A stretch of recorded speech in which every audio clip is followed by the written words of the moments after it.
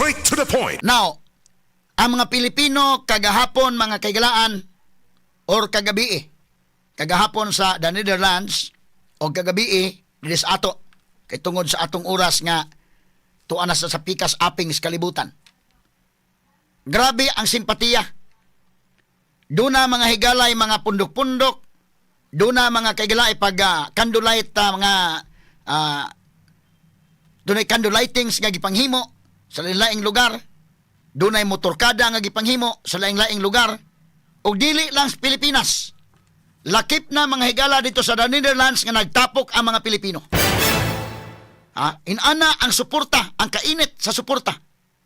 Nagihatag sa katawhang Pilipinhon ngadto kang kanhi Presidente Rodrigo Duterte. Straight to the point. Unsa may nakita nila? Doon na sila nakita nga wa makita sa uban. Or katong uban doon nakakita pero ilang gipiyong ilang mata.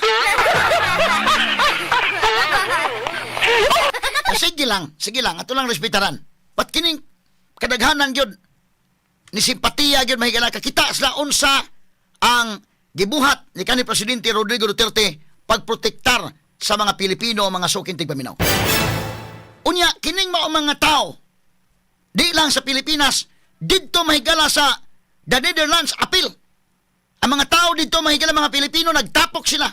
Doon na pagani uban day nga unang higayon din na pagtapok na dito dahil nakaila-ila na sa dito mga higala nga pariha og gibate, pariha og krusada nga muanhita atong ipadayag ang atong simpatiya sa atong hatag mahigala og simpati ngadto sa atong kanhi presidente. Kana klaro gina nga dili ginahakot. Klaro gina wa man matagi gyud kayuda, wa na matagi akap gyud.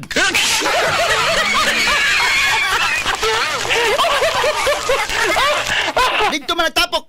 Unya ang akong gikabiliban day no. Live coverage kagahapon ako acknowledge kinsa man to atong acknowledge kadto bitaw si tourism sa to. Kato nag live sad. Atong acknowledge to na kwan. Kini ni ang nag live sad kagahapon. Alvin and kwan sa to sa Alvin and Tourism. Pakita nimo mga kagalaan nga ang mga Pilipino doon na nagdag mga sandwich say gutom mo di atong kuan na. Grabe ang nigawas ba ang espiritu sa pagka-Pilipino dito? Naghiusa sila. Unya si Sara mao igitagaan pa nila doon nihatag og kalo, doon na nihatag mga higalakuan. Di lagi ko kung kailangan nga katong pagabot Duterte day. Isa mo adto nako ato na kay akong gidadaan og jacket si Tatay Digong. Kay bugnaw ra ba dinhi sa atong lugar? Yung bugnawa. So inana, doon na sila may nihatag. Sila may nihatag og live gito kagapon ingon sara nga sige lang kanang kuan lang mo no kay doon nihatag burluloy, doon nihatag og kalo, doon nihatag og kuan. Kani timan ang mga tao mismo ni tapok why snacks na nga gipanghatag. Sila mo nitapok mismo, sila pa nang hatag o sandwich. Sila pa mga higala mo nihatag ngadto kang Sara. Unya, ang pagsinggit mga higala, gikan ba sa, ilhanin mo ka lang singgit bitaw nga Duterte ka nagikas kasing-kasing. Lahi lagi itong ingon nga, sige, BBM, matay mingaw man.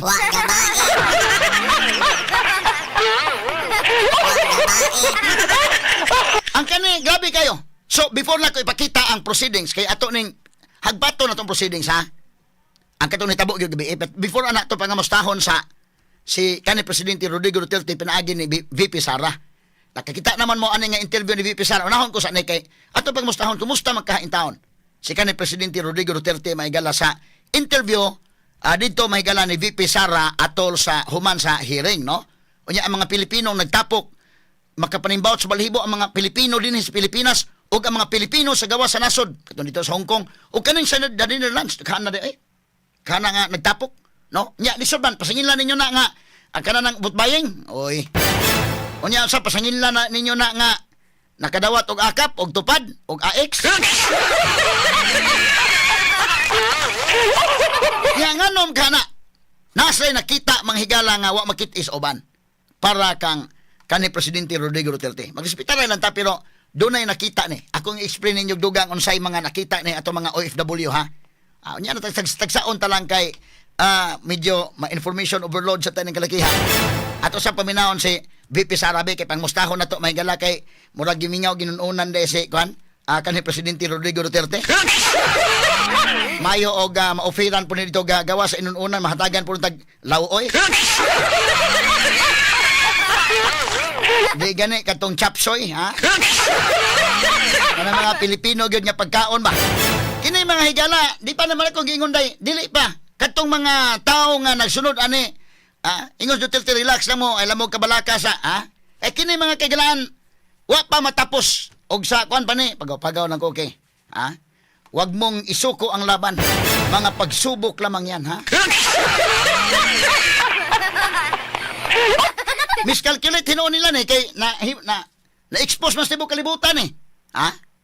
Mo na giingon mahigala nga mga pagsubok lamang yan, ha? O, tama. Ato sa pagmustahon kay Murag nag-request itong inununan.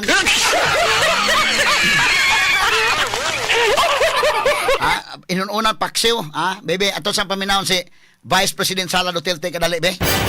Ang interview ka na yun. VP will start by saying kung ano yung, paano siya, ano yung nangyari sa visit niya kay Presidente. Yes, please. Go. Oh, okay, sige. So, I visited former President Duterte.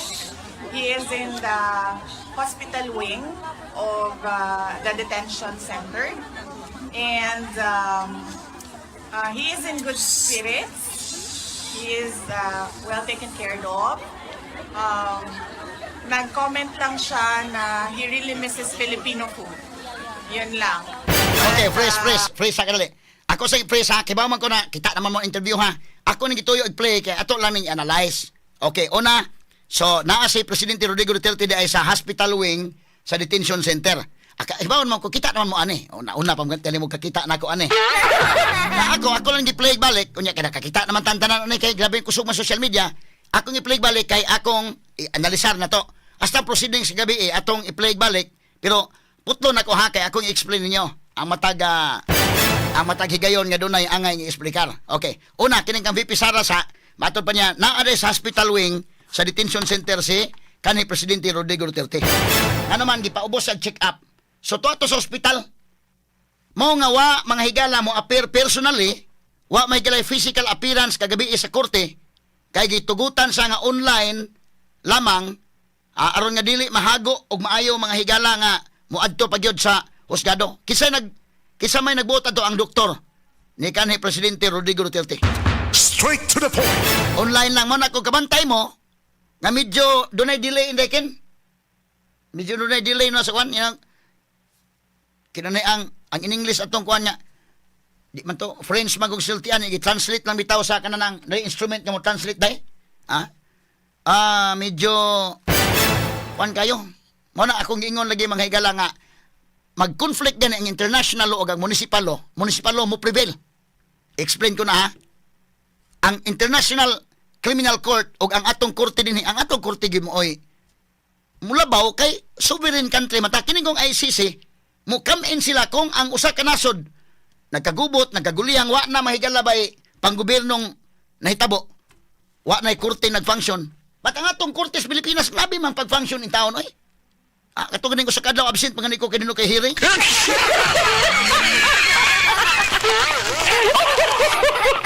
Panalipay ko mahigala nga kinis Benji Tanghian maantigo na maging muda sa itong programa. Medyo ako kung ipabutan akong hearing adto lang hapon. Anay usahay nga buntag ng gini mga daghang iyo. Di mo na nga papugos tag kuan gyud. O nya si kasamang Benji mo dumala. Kini si Judge Mutok. Nya ako ning kuan ng isgutan pero unahon ta sa ni si kini ni ang VP Sara.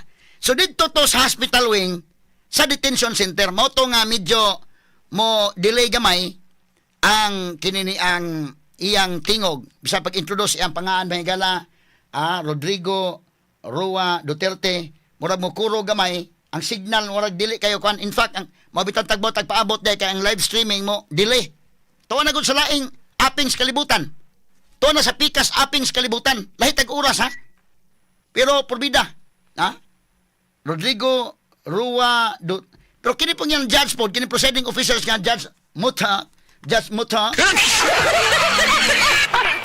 Duterte. Kaya mo na imong ihatag ikaw presidente mga higala sa nasod.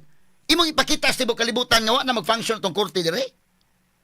Imong ipakita sa tibok kalibutan nga ang usa ka citizen wa nimo dipinsahe. Imong gihatag dito gilawog nimo dito sa di manggani mahigala magkamao mo in English. Onya mingon Rodrigo Duterte. Wa man gani nang ng Duterte bisag giingnan na nga I am Rodrigo Roa Duterte. O inibalik po niya Duterte. Duterte gihapon, ha?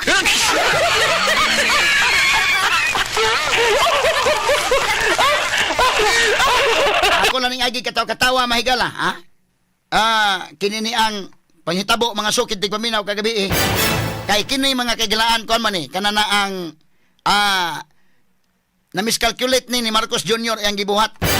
Parihan ni mga higala ni Ninoy Aquino mga kaigsunan nga pagtugpa ni Ninoy kay wa may lain. Politika man gyapon to hinungdan. Politika gyapon hinungdan mga higala paglingkod ni Marcos Sr. Straight to the Nga point. di gustong manaog sa gahom, siya may pinakataas og katuigan 20 katuig naglingkod. Ang makabangga ra gyud ni Marcos si Ninoy Aquino ra. So dito to sa Amerika, nagkasakit-sakit man sa tingin ito, gipapriso day. Gipapriso sa ito niya. Mamaog pattern ni sila, ha?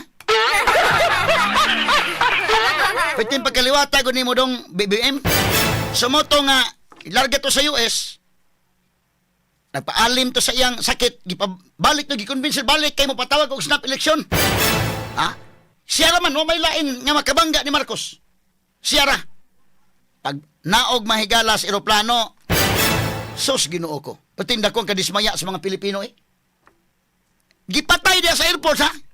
Pagtugpas, tarmak, may pag naog, patay. So na kontra.